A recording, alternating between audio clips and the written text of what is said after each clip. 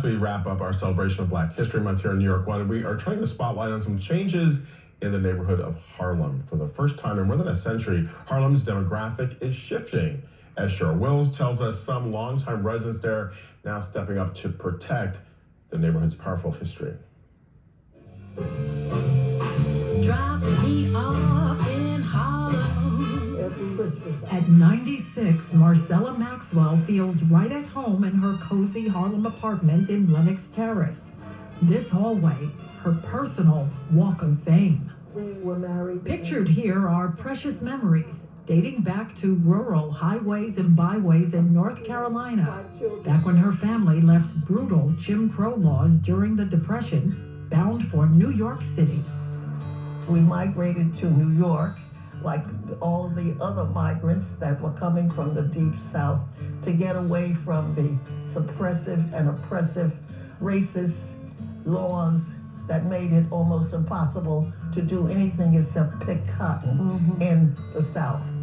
Maxwell's family was among the millions of African Americans who relocated to northern cities during a period known as the Great Migration. Harlem at this time was among the most famous black neighborhoods in America, and young Marcella packed her dancing shoes. I used to go to the Savoy Ballroom every weekend. I danced my feet off.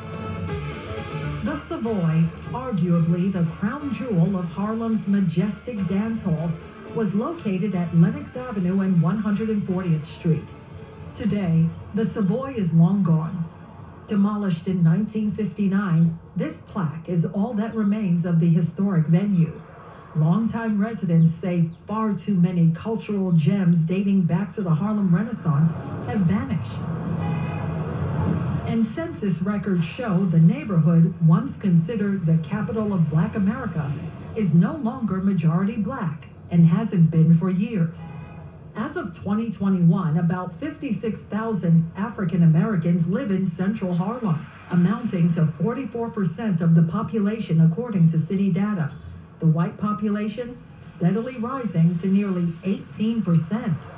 These numbers drastically different from just 20 years prior. Census data from 2000 show that blacks made up 77% of central Harlem's population. Harlem now! Activist and noted historian Michael Henry Adams has been walking the streets uptown for decades now, literally shouting, "Save Harlem now." Adams has been appealing to the city's Landmarks Preservation Commission to do more to protect buildings in Harlem.